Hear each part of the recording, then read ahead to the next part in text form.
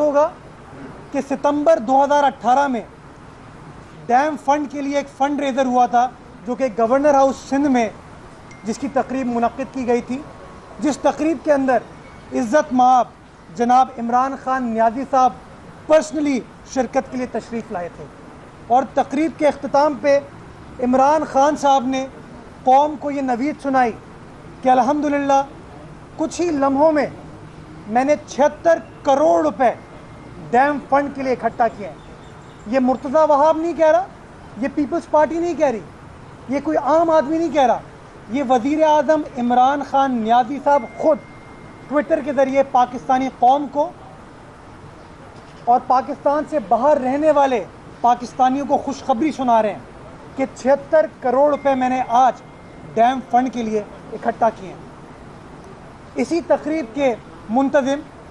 جناب فخر عالم صاحب بھی یہ اعلان کرتے ہیں کہ چند ہی لمحوں میں وزیر اعظم صاحب نے ڈیم فنڈ کے لیے 76 کروڑ روپے اکٹھا کیے ہیں، یعنی کہ وزیر اعظم اور وہ شخص جو کہ اس پروگرام کو کنڈکٹ کر رہا تھا وہ دونوں یہ کہتے ہیں کہ 76 کروڑ روپے کا چندہ سپریم کورٹ ڈیم فنڈ کے لیے اکٹھا کیا گیا۔ لیکن کچھ ہفتے بعد جب گورنر صاحب سپریم کورٹ جاتے ہیں اور چیف جسٹس صاحب کو چیک دیتے ہیں تو وہ چیک 76 کروڑ روپے کا نہیں ہوتا، وہ چیک تقریباً 67 کروڑ روپے کا ہوتا ہے۔ میں یہ سوال پوچھنا چاہوں گا کہ وہ 10 کروڑ روپے کہاں گئے؟ یہ سوال بنتا ہے۔ میں یہ انکشاف کر رہا ہوں اپنی تحقیق پر مبنی بات پہ نہیں، وزیر اعظم کی اپنی کہی ہوئی بات پہ، اس پروگرام کے منتظم کی اپنی کہی ہوئی بات پہ، گورنر صاحب کے اس چیک کے اوپر جو کہ انہوں نے خود سپریم کورٹ میں جمع کرایا۔ اور میں یہ بات اس لیے کرنے پر مجبور ہوں کہ یہ سوال کوئی اپوزیشن کا رکن نہیں کھڑا کر رہا، یہ سوال خود وفاقی کابینہ کے ایک اہم رکن نیشنل ٹیلی ویژن پہ قوم کے سامنے رکھ رہے ہیں کہ خدا را کیش نہ جمع کرائیے، چیک کی شکل میں یا بینک ٹرانسفر میں کی شکل میں جمع کریں۔ کیوں؟ کیونکہ کچھ نہ کچھ پیسے کے اندر شاید ہیرا پھیری ہو رہی ہے۔ میں کچھ اور بھی شواہد لے کر آیا ہوں جس کے اندر کچھ اور چیمپئن جو کہ روز سندھ اسمبلی آتے ہیں اور کرپشن کے اوپر بات کرتے ہیں، انہوں نے کہا کہ 1 ارب روپے وزیر اعظم صاحب نے اکٹھا کر لیے ہیں۔ ایسے کچھ ایم پی ایز ہیں جن کے شواہد میں نے آپ کو دیے ہیں کہ وہ خود فرما رہے ہیں کہ وزیر اعظم نے 1 ارب روپے جمع کر لیے ہیں، لیکن جب گورنر صاحب سپریم کورٹ میں چیک جمع کراتے ہیں تو نہ وہ چیک 76 کروڑ روپے کا ہوتا ہے، نہ وہ چیک 1 ارب روپے کا ہوتا ہے، وہ غالباً تقریباً کوئی 67 کروڑ روپے کا چیک ہوتا ہے، 66 کروڑ روپیز کا چیک ہوتا ہے۔ تو یہ سوال بنتا ہے، اور میں سوال پوچھنے پر اس لیے مجبور ہوں کہ وفاقی وزیر یہ بات کر رہے ہیں، تحریک انصاف کا ایک بانی رکن اکبر ایس بابر بار بار ان شکوک و شبہات کا اظہار کرتا ہے، اور وہ اگین میڈیا کے تھرو بات نہیں کر رہا، صرف وہ الیکشن کمیشن بھی جاتا ہے، وہ اسلام آباد ہائی کورٹ بھی جاتا ہے، لیکن آج بھی پانی قوم ان سوالات کا جواب سننے کے لیے منتظر ہے کہ کس طریقے سے یہ پیسے خرچ ہوتے ہیں، کس طریقے سے یہ پیسے اکٹھا ہوتے ہیں، اور کس طریقے سے اس کے اوپر انویسٹمنٹ کی جاتی ہے۔ میں سمجھتا ہوں کہ میرے انکشاف کو سیاسی الزام نہیں سمجھے گا، کوئی سیاسی بات نہیں سمجھے گا، یہ پیسہ قوم کی امانت ہے،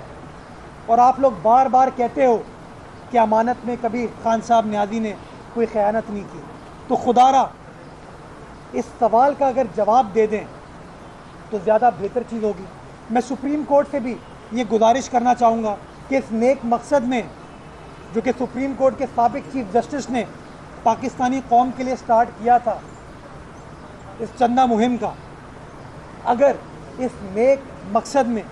کوئی ہیرا پھیری ہو رہی ہے تو اس کی انویسٹیگیشن ہونی چاہیے، اس کی تفصیلات طلب ہونی چاہیے۔ اس لیے میری بڑی مؤدبانہ گزارش ہے بحیثیت پاکستانی کے، بحیثیت پاکستانی شہری کے،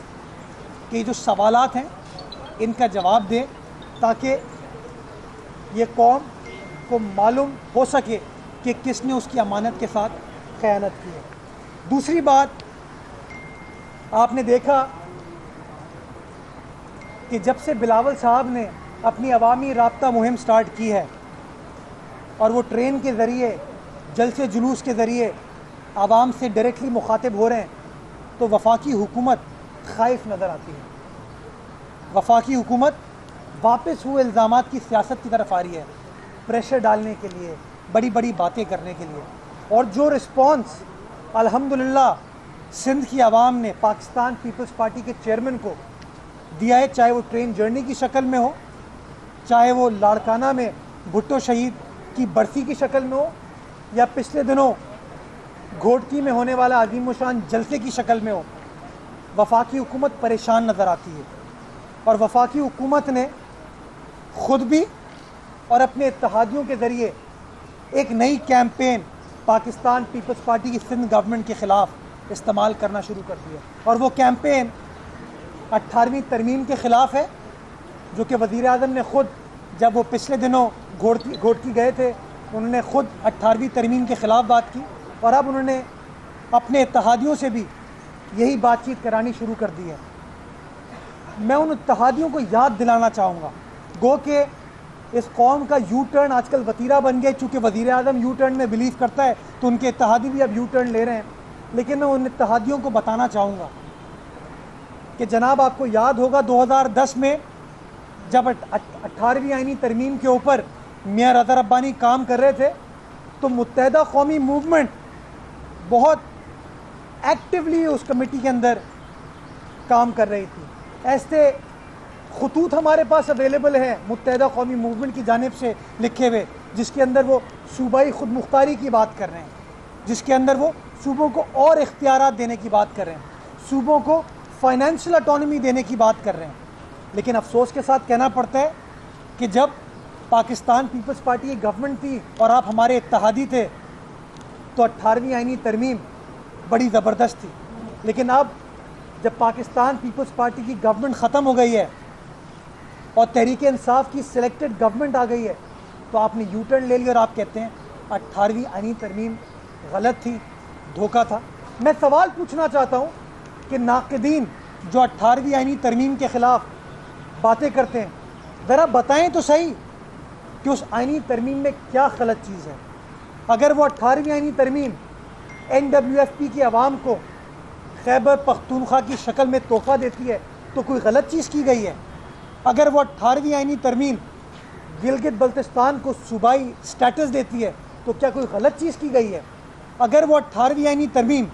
صدارتی اختیارات کو ختم کر کے وزیر اعظم پاکستان کو اور پارلیمان پاکستان کو اور مضبوط اور مستحکم کرتی ہے تو کیا وہ کوئی غلط چیز ہے؟ اگر وہ 18ویں آئینی ترمیم NFC کی مد میں صوبوں کو اور اختیارات دیتی ہے، مالی وسائل دیتی ہے، کیا وہ غلط چیز ہے؟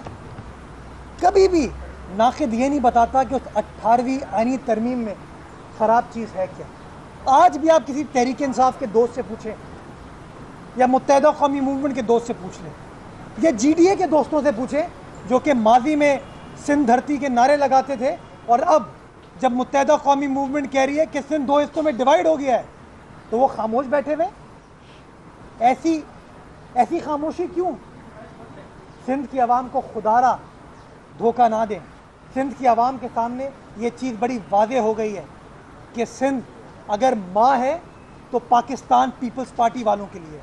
اگر سندھ کے حقوق کی کوئی جنگ لڑ رہا ہے تو وہ پاکستان پیپلز پارٹی لڑ رہی ہے، نہ متحدہ قومی موومنٹ، نہ GDA اور نہ ہی تحریک انصاف۔ آخر میں